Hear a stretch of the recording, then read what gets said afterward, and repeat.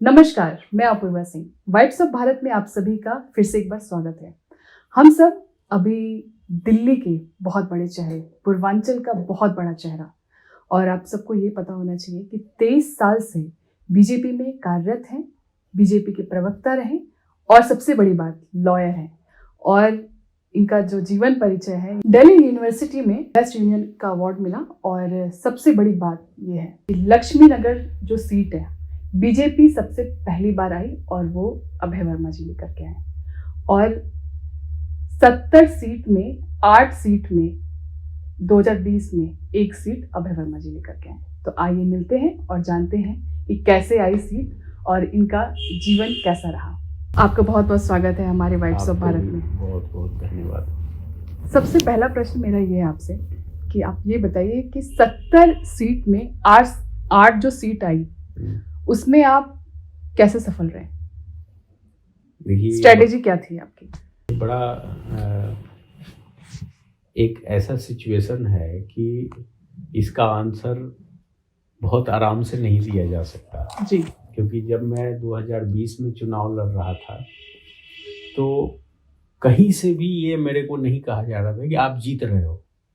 मतलब मेरे को खुश करने के लिए लोग ये बोलता था कि अच्छा फाइट कर रहे हो, क्योंकि सबको पता था कि बीजेपी ये सीट ना कभी जीती है ना जीतेगी। लेकिन मेरे मन में एक चीज आता था कि क्यों नहीं जीत सकते। हम निगम की 4 सीटें जीत जाते हैं, लोकसभा में हम चुनाव जीत जाते हैं, विधानसभा क्यों नहीं जीतेंगे। तो मैंने मैन टू मैन मार्किंग और डोर टू डोर कैंपेन इस पे बिलीव किया। और मैन टू मैन मार्किंग का मेरा यहाँ ये भाव था कि एक गली में कौन से 10 इंपॉर्टेंट लोग हैं, तो वो एक सूची बनना और फिर उससे इंडिविजुअली कनेक्ट होना।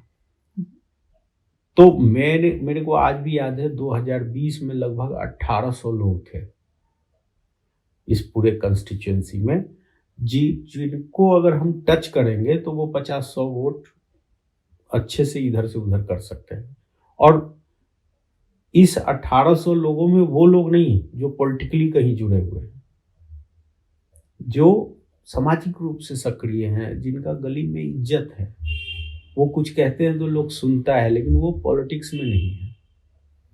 तो वो चीज मैंने जब किया ना, मैन टू मैन मार्किंग और डोर टू डोर कैंपेन, तो जैसे मेरा क्या था कि मेरे रिलेशंस इतने अच्छे बन गए थे कि जैसे मेरा कोई जाए लीफलेट लेके कि मैं इस गली में आया हूँ, मैं साथ चलता हूँ, अभय जी के लिए तो मैं इतना कर ही सकता हूँ। तो वो जो चीज चला, तो दिल्ली में हवा कुछ और था, यहाँ पे पैटर्न कुछ और था।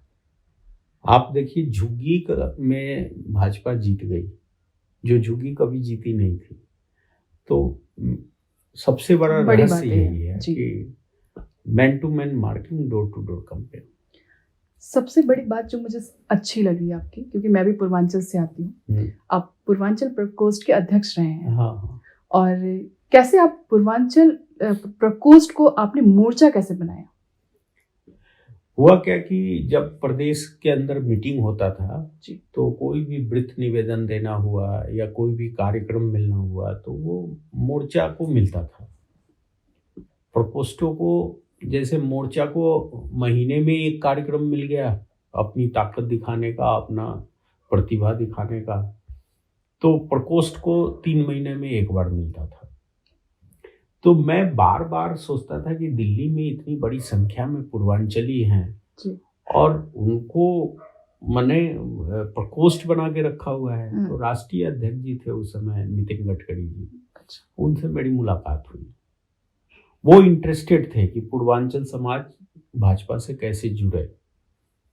तो मैं उनसे बोला कि ये बहुत बड़ी दुविधा है कि प्रकोष्ठ है, प्रकोष्ठ के बड़े लिमिटेड स्कोप है, अध्यक्ष उपाध्यक्ष मंत्री भी नहीं बना सकते, तो समाज का लोग जुड़े और उसको पार्टी कुछ दे ही ना, तो वो कैसे अपने आप को बीजेपी से जोड़ के देखेगा। तो उन्होंने कहा क्या चाहते हो? मैं कहा कि मोर्चा बना दीजिए। बोले मोर्चा तो हमारे यहाँ संविधान में है नहीं। तो मैंने कहा कि अब आप देख लीजिए। बोले अच्छा एक काम करो, हम संशोधन करेंगे संविधान में, जो भाजपा का संविधान है उसमें हम संशोधन करेंगे, लेकिन आप लोग अपनी ताकत दिखाओ। क्या है ताकत? 1 लाख सदस्यता कराओ। और उस समय रसीद काट के सदस्यता होता था। उस रसीद पे उस बंदे जिसको हम सदस्य बना रहे हैं उसको फोटो भी लगाना होता था और 5 रुपया भी लेना होता था। हम लोगों ने पूरे मनोयोग से काम करके 1 महीना के अंदर 1 लाख फोटो लगा हुआ रसीद काट कर प्रदेश में जमा करा दिए। 5 लाख राशि और साथ में वो लिस्ट। तो नितिन जी ने कहा कि अब तो ये मोर्चा डिक्लेयर होगा, और फिर कुछ दिन के बाद मोर्चा डिक्लेयर हुआ। अच्छा, तो अब पूर्वांचल की बात आती है तो आपके जो विपक्ष में बोल दीजिए या कॉम्पिटिटर बोल दीजिए या कुछ भी बोल सकते हैं, केजरीवाल की बात क्यों नहीं करें आप? तो केजरीवाल की बात इसलिए कर रहे हैं कि वो हमेशा सदैव वो पूर्वांचलियों को टारगेट कर रहे हैं, उनसे बोल रहे हैं कि वो वोटर्स फर्जी वोटर्स हैं, और कुछ कुछ चीज़ें उनके अलग ही तरीके के बयान आ रहे हैं। टारगेट नहीं कर रहे हैं। उन्होंने अब तक जो बयान दिया है ना, वो उनके मानसिकता में है। देखिए, दिल्ली में एक बात समझना होगा, बिहारी जी का बहुत सम्मान है, लेकिन बिहारी यों का नहीं है। नहीं, बिहारी एक अपमान के रूप में लोग बोलता है। बिहारी जी तो हृदय में बसते हैं, लेकिन बिहारी मतलब उसको जस्ट लाइक एक गाली की तरह। तो ये जो फर्क है, बिहारी तो दोनों ही है, उसमें जी लगते ही वो भगवान कृष्ण दिखने लगते हैं, और जी हटा दीजिए तो वो बड़ा दिक्कत वाला काम है। तो उनके मानसिकता में है ये, कोई वो टारगेट नहीं कर रहे हैं। सच उनके मुंह से निकल जाता है कि 500 रुपए का टिकट कटा के आते हैं, 5 लाख का इलाज करके ले जाते हैं, या कोविड में लगा कि अब दिल्ली पे बोझ हो गया है तो इनको ये दे दो कि भाई वो बस लग गई है। मेरे विधानसभा से लाखों लोग पैदल चल के गए गठरी सर पे लेके कि बस लगी हुई है, और इतने लोग आनंद विहार में खड़े हो गए कि फिर योगी जी को बस की व्यवस्था करनी पड़ी। तो कहीं ना कहीं वो जो थॉट है बिहारी, वो थॉट से केजरीवाल अलग नहीं है। इसलिए उन्होंने कहा कि अरे पूर्वांचलियों को क्यों बाहर का क्यों बताते हैं, क्योंकि वो खुद भी तो बाहर से ही है। देखिए, मैं ये बात कई बार अपने शब्दों में कहा है जी, कि हरियाणा से कोई आता है तो वो दिल्ली वाला हो जाता है। अच्छा। मध्य प्रदेश से कोई आता है तो वो दिल्ली वाला हो जाता है। राजस्थान से कोई आता है तो वो भी दिल्ली वाला है। बल्कि वेस्टर्न यूपी से भी कोई आता है तो वो दिल्ली वाला है। लेकिन ईस्टर्न यूपी, बिहार, झारखंड वो बाहरी है। मुझे इस बात पे भी बड़ा ताज्जुब होता है कि लाहौर, कराची से जो लोग आए वो लोकल हैं। अच्छा। लेकिन बिहार और ईस्टर्न यूपी से कोई आ रहा है तो वो बाहरी है। तो आप अंदाजा लगा दीजिए कि क्या है ये सारा मसला। केजरीवाल जी ने 500 स्कूल का वादा किया है। लक्ष्मी नगर में कितने स्कूल बनवाए उन्होंने? एक भी नहीं बनाया। एक भी नहीं बनाया? एक भी नहीं बनाया। तो आपके कॉम्पिटिटर में उतारा गया है बीबी त्यागी जी को, जो पहले थे बीजेपी में। क्या लगता है आपको? देखिए, मेरे को ये लगता है कि जब मैंने लक्ष्मी नगर में 5 साल काम किया और काम की रफ्तार जब चली। मित्रता थी आपकी उनसे? हाँ, मैं बड़ा भाई मानता था। अच्छा। तो उस रफ्तार में बहुत सारे आम आदमी पार्टी के लोग मेरे सपोर्टर हो गए, और उनका कहना था कि हमारा जो विधायक था वो क्यों नहीं करता था ये काम जी।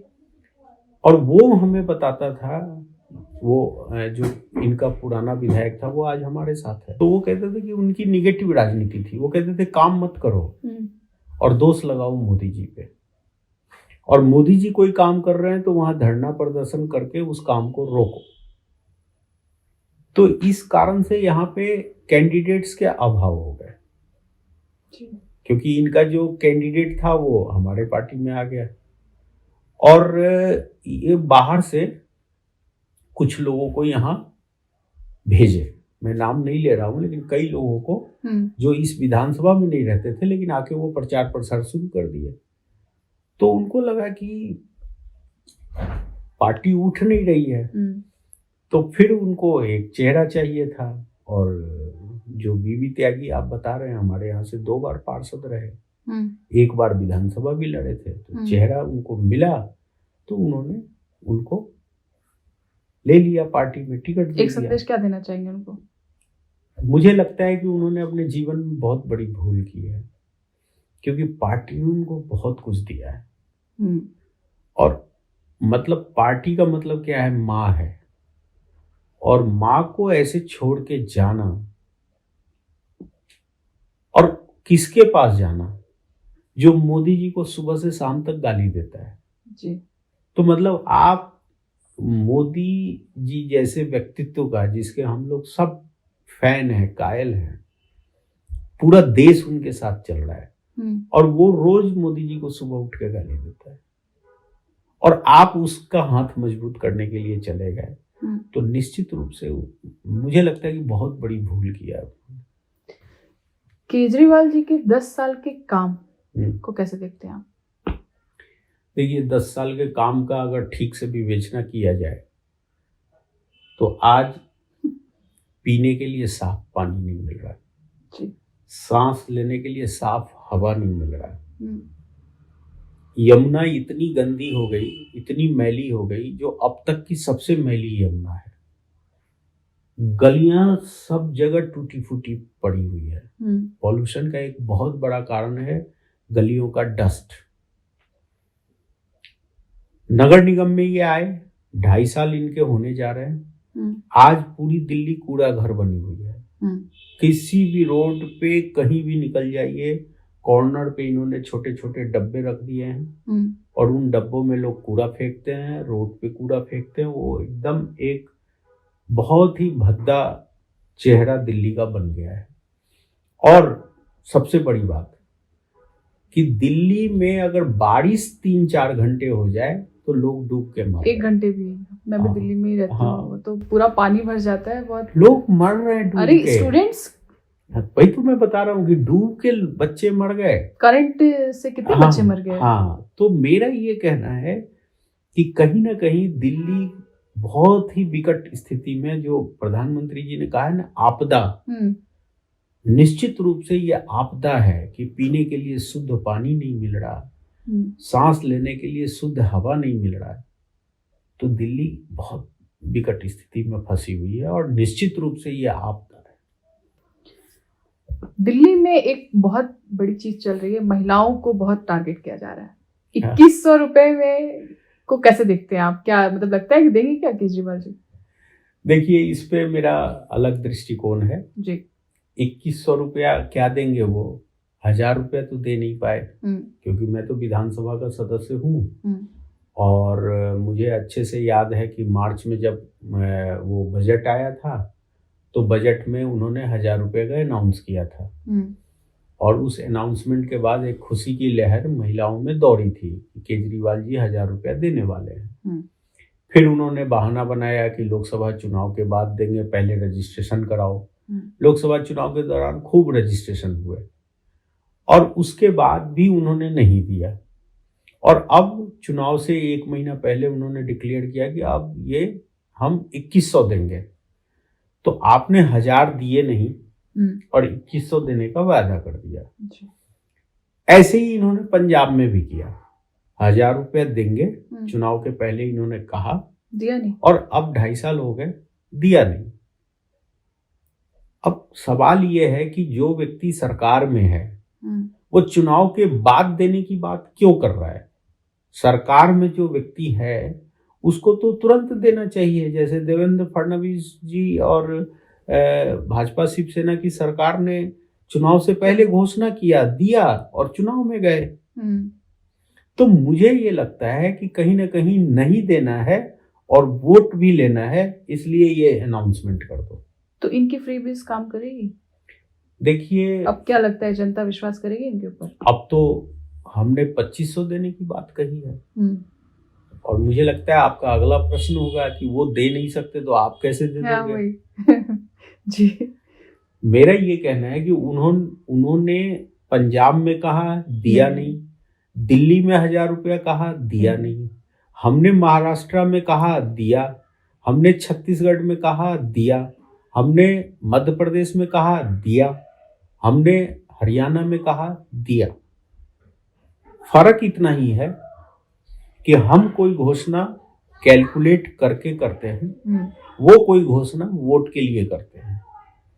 हम अगर ये घोषणा कर रहे हैं तो हमें पूरा पता है कि अगर ऐसी कोई आवश्यकता पड़ेगी तो केंद्र हमारी मदद करेगी। जी। हमारे पास केंद्र है, उनके पास कुछ नहीं है, इसीलिए हम दे सकते हैं कि केंद्र, अभी आंध्र प्रदेश में भी आपने देखा होगा कि एक अच्छा पैकेज केंद्र ने दिया है। तो हमें पता है कि दिल्ली में जब हम ये देंगे, घोषणा किया है और देना चाहेंगे, और अगर क्राइसिस ऑफ फंड का कोई सिचुएशन क्रिएट होगा तो वो टैकल केंद्र के माध्यम से हो जाएगा। केजरीवाल जी से नहीं होगा, इसीलिए वो पंजाब में नहीं दे पाए और दिल्ली में भी 1000 रुपया दे नहीं पाए। तो दिल्ली में अगर सरकार आती है बीजेपी की, आप तो विधानसभा में जाते ही रहते हैं, 8 सीट है और जिसमें से आप हैं, तो कौन सी ऐसी समस्या है जो आपको लगता है कि दिल्ली में सरकार आएगी तो सबसे पहले हम इसको रिजॉल्व करेंगे? देखिए, मेरे से अगर पूछा जाए तो 2 बड़ी समस्याएं हैं। एक, पीने के लिए साफ पानी। मुझे लगता है कि हम लोग सरकार में आएंगे तो 4 घंटा सुबह और 2 घंटा शाम में साफ पानी देने का पहला प्रयास हम लोग का ये रहेगा। दूसरा प्रयास, सारी सीवर लाइनें दिल्ली में भरी हुई है। आप कहीं भी दिल्ली में चले जाइए, सीवर लाइन सारे ओवरफ्लो हो रहे हैं। और वो ओवरफ्लो होने का कारण है कि जो सीवर लाइन के थ्रू जो मलबा जाता है, उस मलबा को ट्रीट करने की कैपेसिटी दिल्ली की मात्र 50% है। मतलब जितना भी मलबा दिल्ली में निकलता है उसके 50% को ही हम ट्रीट कर पा रहे हैं, तो बाकी 50% का क्या होगा, इसलिए ओवरफ्लो हो रहा है। तो कहीं ना कहीं ये आते ही हम लोग को एड्रेस करना होगा। और एक आयुष्मान भारत, जो गरीबों के लिए एक रामबाण है। आप समझिए कि अगर हर व्यक्ति को पता हो कि मैं बीमार होऊंगा तो 5 लाख तक का इलाज मैं सरकार के मदद से करा लूंगा, तो मुझे लगता है कि इससे बढ़िया रिलीफ, मेंटली एक सेटिस्फेक्शन और कुछ नहीं दिया जा सकता। तो पानी, सीवर और आयुष्मान भारत, ये मेरी प्रायोरिटी है। इस तीनों काम को हम लोग सबसे पहले एड्रेस करें। आप लक्ष्मीनगर विधानसभा के विधायक हैं, तो आपसे मैं 5 कार्य पूछूंगी जो आपने किए हैं, जो सबसे बेस्ट हो। हाँ, देखिए, मेरे से अगर पूछिए आप, तो मैं सबसे पहला काम इस विधानसभा के लिए बताऊंगा कि मैंने अपने विधानसभा में 80% घरों में आईजीएल गैस पाइपलाइन पहुंचाया। और वो पाइपलाइन पहुंचाने में कितनी कठिनाइयां हुई है वो मुझे पता है। खैर, इस पे मैं नहीं जाऊंगा डिटेल में।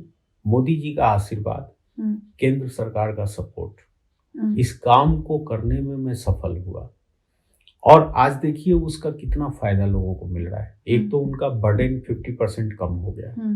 जैसे मेरे घर में 1.5 सिलेंडर खर्च होते थे, 1600-1700 रुपया लगता था महीने का, आज 800-900 रुपये का बिल आता है। तो हम सीधा लाभ 50% का ईंधन पे खर्च जो था वो कम कर दिया। दूसरा सबसे बड़ा काम मैंने किया कि हमारे एरिया में, हमारा जो विधानसभा है ये यमुना के किनारे है, और यमुना खादर में सारे रोहिंग्या, बांग्लादेशी घुसपैठिया बैठे हुए थे। वो हमने खाली कराया, और खाली कराने में मुझे बहुत मेहनत करना पड़ा, क्योंकि हमारे जो पूर्व विधायक थे वो आके झुग्गियों पे लेट जाते थे, नहीं झुग्गी नहीं तोड़ने देंगे, और फिर हमें अरेस्ट कराना होता। रात को 1 बजे 2 बजे भी हम खड़े होके उसको खाली करवाए। और खाली होने के बाद एक सुंदर पार्क, असिता ईस्ट पार्क बनके तैयार हो गया है। बहुत बड़ा अचीवमेंट इस लक्ष्मीनगर विधानसभा के लिए है कि लोग खुले में सांस ले सकते हैं, लोगों के पास एक स्थान है कि वॉक करके जा सकते हैं, माने अब उनको इंडिया गेट जाने की जरूरत नहीं है। उससे भी सुंदर जगह ये यमुना खादर में असिता ईस्ट पार्क बन गया है। तो मेरी दूसरी अचीवमेंट ये है। तीसरा, मैंने यहाँ पे ग्राउंड के नीचे का काम इस विधानसभा में, सीवर लाइन, पानी लाइन, सब 15-15, 20-20, 25-25 साल पुराने लाइन थे, वो सारे लाइन हमने बदलवा दिए। पूरे विधानसभा में 60% से अधिक लाइनें हमने बदलवा दी। मतलब उस पे खर्च 110 करोड़ से ज्यादा हमने किया है। और फिर आईजीएल डला। तो रोड के नीचे का जो काम है जी। जो दिखता नहीं है, वो सारे काम हमने पूरा करा के इस विधानसभा के 800 गलियों में से 500 गलियां नए बना के हमने दिए हैं जनता। तो ये हमारा तीसरा काम है। चौथा काम, हमने विकास मार्ग का सौंदर्यीकरण कराया। उसके लिए सरकार ने बहुत सारे हथकंडे लगाए कि ये नहीं हो, वो नहीं हो, लेकिन हमने कराए हैं। विकास मार्ग आप देखती होंगी, लाइट्स की व्यवस्था, सौंदर्यीकरण, मतलब बहुत सुंदर लगता है, लोगों को लगता है कि हम अच्छे जगह आ गए। इसके अलावा हमने पूर्वांचल समाज के लोग छठ पूजा को बहुत आस्था के साथ करते हैं, तो हम अस्थाई घाट तो बनाते ही थे, 10 जगह बनाते थे, लोग आके पूजा करते थे। इस बार 55 लाख रुपए के लागत से एक परमानेंट घाट का निर्माण कराया। वाह, अच्छा है। फिर धोबी समाज हमारा बहुत यहाँ परेशान रहता था, तो धोबी घाट का निर्माण, वो भी कोई मेरे को लगता है 55-60 लाख रुपया लगा होगा। तो धोबी घाट और संत गाडगे जी महाराज के नाम से उस घाट का नामकरण करते हुए उस घाट का भी निर्माण कराए। उसमें बड़े हॉल भी बनवाए, बारिश में उनके लिए दिक्कत होता था, थड़े तो बने ही कपड़ा साफ करने के लिए, एक बड़ा हॉल भी बना दिया ताकि वो कपड़ा सुरक्षित रख सके। तो एक बड़ा काम अपने समाज के कमजोर वर्ग के लिए हमने किया है। 2500 डार्क स्पॉट इस विधानसभा से समाप्त किए हैं एलईडी लाइट लगा के। पार्कों का डेवलपमेंट, असिता ईस्ट तो एक मेरे को लगता है कि बहुत बड़ा काम है, लेकिन उसके अलावा कई पार्क हमने डेवलप किए। जैसे मंडावली में एक पार्क मैंने डीडीए के माध्यम से डेवलप किया।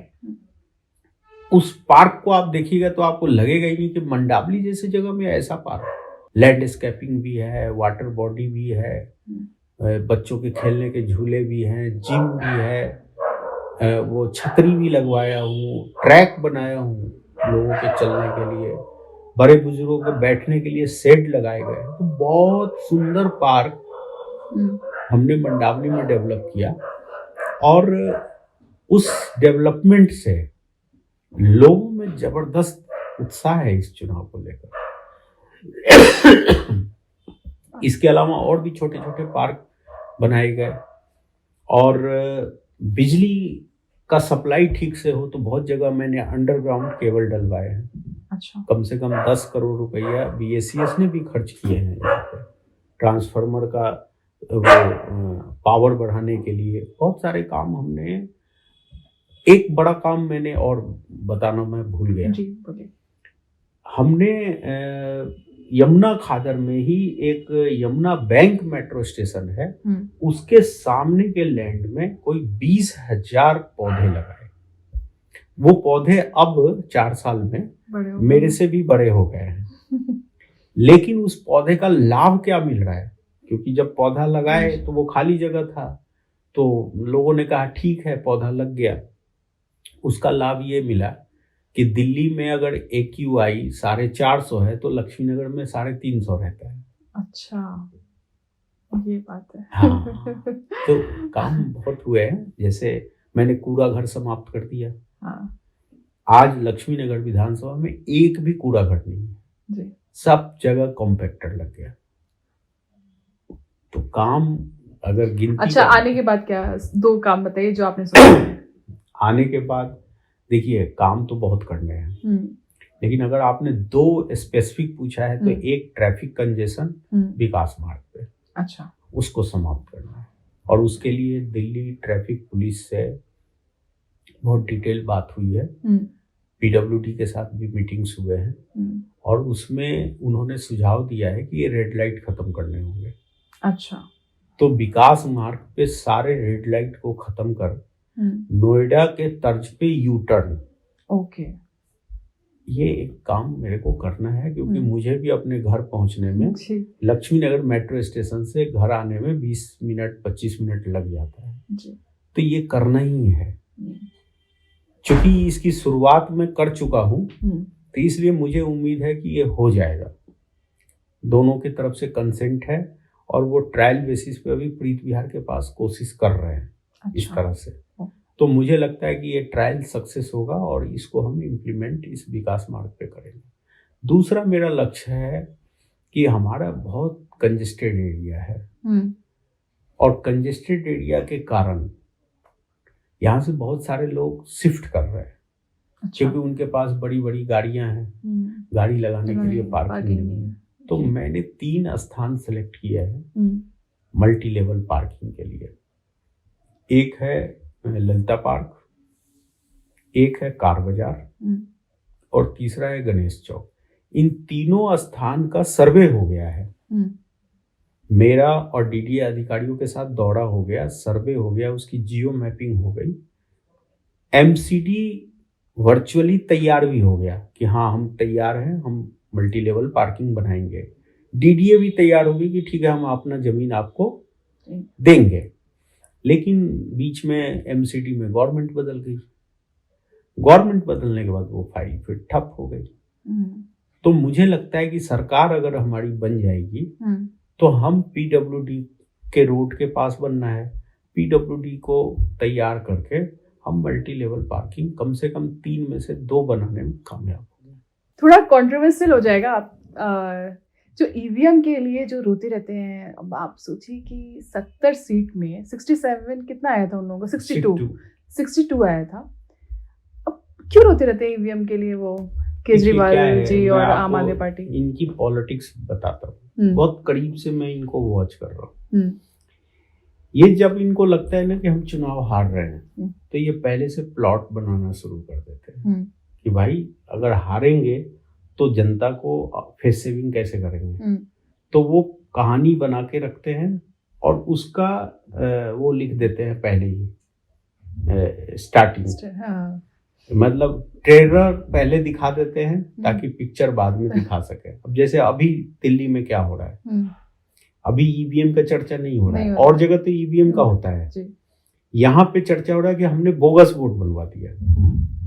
केजरीवाल जी के विधानसभा में हमने 15,000 बोगस वोट बनवा दिया।